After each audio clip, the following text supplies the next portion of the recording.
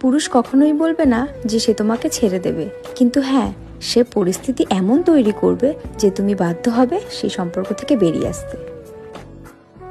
পুরুষ কখনোই বলবে না যে সে তোমাকে ছেড়ে দেবে, কিন্তু হ্যাঁ, সে পরিস্থিতি এমন তৈরি করবে যে তুমি বাধ্য হবে সেই সম্পর্ক থেকে বেরিয়ে আসতে।